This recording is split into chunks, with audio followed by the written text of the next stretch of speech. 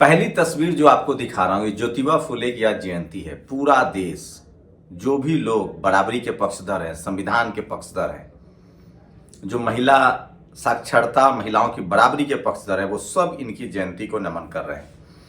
बताऊंगा कैसे इतिहास में जिन लोगों ने इनको दफन करने की कोशिश की आज वो खुद दफन हो गए, और कैसे बराबरी और मानवता के पैरोकार ज्योतिबा फुले आज घर घर सम्माननीय है।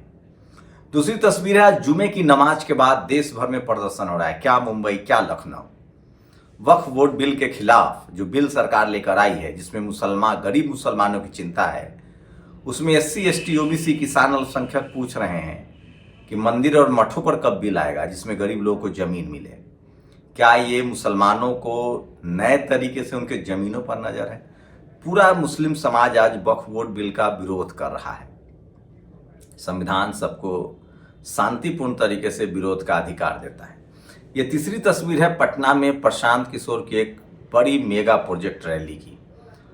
सोचिए आप, बिहार में दलित पिछड़े नेताओं को गाली देकर लालू यादव, नीतीश कुमार, रामविलास पासवान जी को दरकिनार करके राजनीति नहीं कर सकते हैं।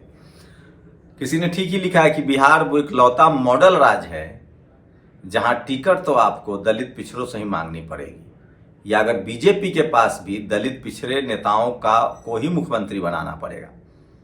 कन्हैया को डिटेन किया गया, क्या है इसकी पीछे की पूरी खबर, तो वो तमाम बड़ी खबरें जो सोशल मीडिया पर वायरल है। नमस्कार, मैं शंभू कुमार सिंह और आप देख रहे हैं नेशनल दस्तक। पूरे देश में आज मुस्लिम समाज के लोग वक्फ बिल के खिलाफ प्रदर्शन कर रहे हैं। जुमे की नमाज के बाद क्या बिहार, क्या असम, क्या बंगाल, क्या कोलकाता, क्या मुंबई, क्या लखनऊ, देश भर में मुस्लिम समाज के लोग जो है वो वक्फ बिल बोर्ड का विरोध कर रहे हैं। मैं आपको बता दूं कि वक्फ बोर्ड बिल जो है वो केंद्र सरकार लेकर आई है। वक्फ एक तरीका है जिसमें मुस्लिम समाज के लोग या कोई भी अपनी जमीनें, संपत्ति दान कर सकता था वक्फ को। अब सरकार का कहना है कि वक्फ बोर्ड बिल में वही लोग दान कर सकते हैं जो मुस्लिम प्रैक्टिस करते हों। वक्फ बोर्ड बिल में मुस्लिम के अलावा गैर मुस्लिम लोग भी रह सकते हैं। ये सबसे बड़ा बदलाव है। इसके बाद जैसे ही वक्फ बोर्ड बिल पास हुआ, मुस्लिम समाज की चिंता थी कि इसी के बहाने उनकी जमीनों पर कब्जा कर ली जाएगी। अब जैसे ही वक्फ बोर्ड बिल पास हुआ, यूपी में योगी आदित्यनाथ के हवाले से खबर आई कि उन्होंने सभी DM को कहा है कि वक्फ बोर्ड बिल की संपत्ति की जांच की जाए और पता लगाया जाए। और तो इससे लोगों को चिंता सता रहा है। सरकार का तर्क है कि वक्फ बोर्ड बिल से गरीब मुसलमानों की मदद होगी, उनको जमीनें दी जाएगी। जो वक्फ के पास जो बड़ी जमीनें हैं वो जमीन गरीब मुसलमानों को दी जाएगी, ये सरकार की चिंता है। विपक्ष का आरोप है कि जो मुसलमानों का 370 हटा रहे हैं, जो मुसलमानों को एक टिकट नहीं दे रहे हैं, जो CA/NRC मुसलमानों के लिए कानून बना रहे हैं, उनको मुसलमानों की चिंता क्यों सताने लगी। ट्रिपल तलाक पर कानून बनाने वालों को मुसलमानों की चिंता क्यों सताने लगी। लेकिन एक बात तो है कि बीजेपी सबसे ज्यादा मुस्लिम समाज का नाम लेकर राजनीति करती है। सवाल है कि SC ST OBC किसान हिंदुओं की चिंता क्यों नहीं है। क्या उनको मठों में जमीन नहीं मिलनी चाहिए? मठ मंदिर के पास भी यहाँ कुछ संपत्ति है, तो गरीब सवर्ण हिंदुओं को भी उसके बारे में कानून अगर बन जाता तो ये अच्छी कोशिश होती। इसकी भी लोग मांग कर रहे हैं, तो इस पर सरकार जो है वो फंस रही है। दूसरी खबर बिहार से है। बिहार में चुनाव का मौसम आ रहा है, चुनावी सरगर्मी तेज हो रही है। आज प्रशांत किशोर जो टीवी अखबार के लिए सबसे हिट लिस्ट है, सबसे ज्यादा उनकी तारीफें होती हैं। कहा जाता है कि प्रशांत किशोर ने इस देश में ममता बनर्जी, स्टालिन, बीजेपी सबको चुनाव जिताया है। वो लगातार पिछले कई सालों से बिहार में कोशिश कर रहे हैं। वो JDU में गए थे, JDU से उनको बाहर कर दिया गया। कांग्रेस में जाने की कोशिश कर रहे थे, कांग्रेस से भी उनको निष्कासित कर दिया गया। अब वो जन सुराज के बैनर तले अपना आंदोलन चला रहे हैं। बिहार में राजनीतिक पैर जमाने की कोशिश कर रहे हैं। उनकी आज सबसे बड़ी मेगा रैली थी। उस रैली में मुश्किल से 1 से 2 हजार लोग ही आए। कहा जा रहा था कि लाखों लोग आएंगे। मैं फिर कह रहा हूं, बिहार एक इकलौता राज्य है जहां दलित पिछड़े को राजनीति में सबसे ज्यादा भागीदारी मिल रही है। सोचिए, आप बिहार में मांझी जी को आपको कैबिनेट मंत्री बनाना पड़ेगा। ये कम से कम तमाम सवर्ण दलों को समझना पड़ेगा। लेकिन बिहार में आपको JDU में काम करना है तो भी पिछड़े समाज, RJD में काम करना है, VIP में मुकेश सहनी के साथ काम करना है, उपेंद्र कुशवाहा के साथ काम करना है, अगर कांग्रेस ने भी अब वहां से सवर्ण अपने अध्यक्ष को हटा दिया है और एससी समाज के अध्यक्ष बनाया है, बीजेपी लगातार कभी नित्यानंद राय, फिर सम्राट चौधरी, अभी भी ओबीसी अध्यक्ष बनाए हुए हैं, तो बिहार वो सोशल जस्टिस की धरती है। सबसे ज्यादा पॉलिटिकल डाइवर्सिटी जो है वो आपको बिहार में देखने को मिलेगा।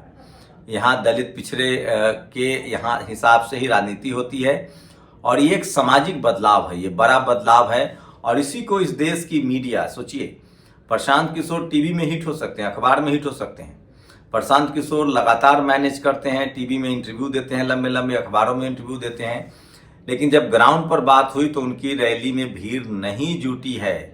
ये सच्चाई है। इसका मतलब है कि बिहार में सवर्ण लीडरशिप को एक्सेप्ट करने के लिए पब्लिक तैयार नहीं है।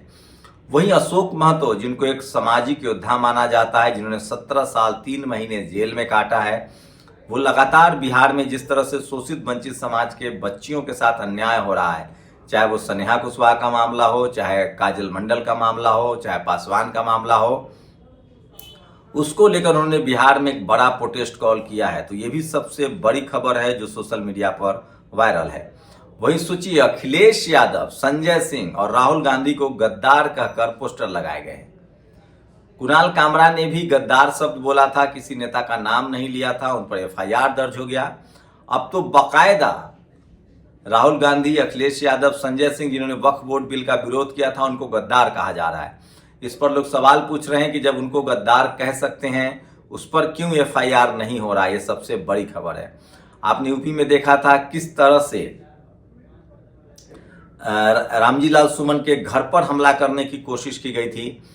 तो बीजेपी के खिलाफ दलित, पिछड़े, शोषित, वंचितों का लगातार गुस्सा बढ़ रहा है, किसानों का भी गुस्सा बढ़ रहा है। और मैं फिर कह रहा हूं, जिस तरह से नौकरियां जा रही है, सोचिए, पहले बैंक की वैकेंसी आती थी, रेलवे की वैकेंसी आती थी, एसएससी की वैकेंसी आती थी, कम से कम हर साल लाखों नौकरियां निकलती थी और पढ़े लिखे युवा जो है नौकरी की तरफ जाते थे।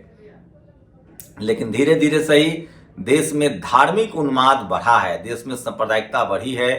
ये तस्वीरें स्क्रीनशॉट देखिए, जबलपुर का है, जहां रेलवे को जमीन में एक मंदिर परिसर पड़ रहा था, रेल के विकास के लिए जरूरी था, लेकिन वहां लोगों ने नारेबाजी की कि हमको मंदिर चाहिए, रेलवे नहीं चाहिए। तो इस तरह से जो सामाजिक सौहार्द बिगड़ रहा है, हिंदू मुस्लिम के नाम पर लगातार सामाजिक सौहार्द बिगड़ रहा है, युवाओं को लगातार इस तरह के सांप्रदायिकता में धकेला जा रहा है। और इसमें सबसे ज्यादा जो वीकर सेक्शन के युवा है उनका दुरुपयोग हो रहा है। 15 से लेकर 25-30 साल तक जो सामाजिक राजनीतिक समझ नहीं होती है, नौकरियां निकल नहीं रही हैं, युवाओं को जिस तरह से भेजा जा रहा है वो एक चिंताजनक है। और इसी सब के बीच जैसे जैसे दलित, पिछड़े, आदिवासी, किसान पढ़ते लिखते जा रहे हैं, अपने सामाजिक आइकॉन को याद कर रहे हैं। आज पूरा देश ज्योतिबा फुले को नमन कर रहा है। चंद्रशेखर आजाद की ये तस्वीर देखिए, शायद ही कोई होगा जो आज ज्योतिबा फुले, माता सावित्रीबाई फुले को नमन नहीं कर रहा है। ज्योतिबा फुले की जयंती है, इस महीने में खास है। सम्राट अशोक की जयंती 5 अप्रैल, 11 अप्रैल ज्योतिबा फुले की जयंती है और 14 अप्रैल बाबा साहेब की जयंती है। तो ये पूरा जो है वो बहुजन दिवस के तौर पर भी मनाया जाता है। और सोचिए, ज्योतिबा फुले पर आज एक फिल्म भी आई है, उसको जरूर देखिए। सोचिए आप, सामाजिक न्याय, गैर बराबरी के खिलाफ जो लोग लड़ते हैं वो इतिहास में कैसे अमर हो जाते हैं, और इसी को अमरत्व कहते हैं। ज्योतिबा फुले ने एक लंबी लड़ाई लड़ी, विद्या बिन गति गई, गति बिन मति गई, मति बिन व्यापार गया, व्यापार बिन हम शूद्र कहलाए।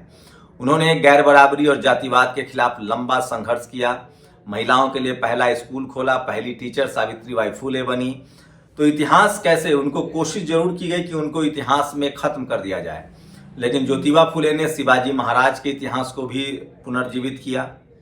अब धीरे धीरे बाम से बना, और उसके बाद बाबा साहब ने ज्योतिबा फुले को अपना गुरु माना। और धीरे धीरे ही सही, अब सोशल जस्टिस के लोग, सामाजिक न्याय के लोग, शोषित वंचित समाज के जो लोग हैं वो अपने तमाम आइकॉन को फिर से रिमेंबर कर रहे हैं, चाहे वो तथागत बुद्ध हो, सम्राट अशोक हो, चंद्रगुप्त मौर्य हो, घनानंद हो, ज्योतिबा फुले हो, साहू जी महाराज हो, शिवाजी महाराज हो। तो तमाम जो न्यायप्रिय लोग रहे हैं इस देश में, इक्वालिटी, फ्रेटर्निटी की बात करते रहे हैं, उनकी तस्वीरें सामने आ रही। इसका मतलब है कि देश समतामूलक समाज की तरफ बढ़ रहा है। लेकिन इसमें अगर आप स्कूल, कॉलेज, अस्पताल, यूनिवर्सिटी, इन सब चीजों पर फोकस नहीं करेंगे तो स्थिति बिगड़ सकती है।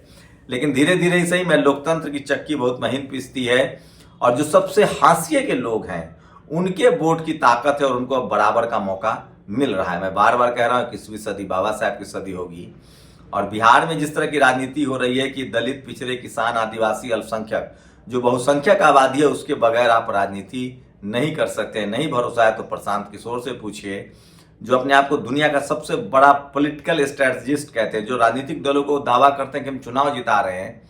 वो लगातार सवर्न लीडरशिप बिहार के लोग मानने के लिए तैयार नहीं हैं। और वेद ने लिखा है कि लालू प्रसाद यादव, नीतीश कुमार, रामविलास जी पर टीका टिप्पणी करके, गाली गलौज करके आप मीडिया में छा सकते हैं, गांधी मैदान में भीड़ नहीं जुटा सकते हैं। कन्हैया को डिटेन किया गया है, उनका पलायन यात्रा रुक गया है। राहुल गांधी और कांग्रेस पूरा जो है वो सोशल जस्टिस के नारे पर आगे बढ़ रही है। तो ये आज की सारी बड़ी खबरें थी जो आपके लिए जरूरी है। शुक्रिया। नेशनल दस्तक की आपसे गुजारिश है कि अगर इसको बचाना चाहते हैं तो नेशनल दस्तक को सब्सक्राइब करने के लिए रेड कलर के सब्सक्राइब बटन को दबाएं, फिर बेल आइकन की घंटी दबाएं। नेशनल दस्तक को बचाने के लिए बहुत जरूरी है कि हर खबर को शेयर करें, लाइक करें, कमेंट जरूर करें।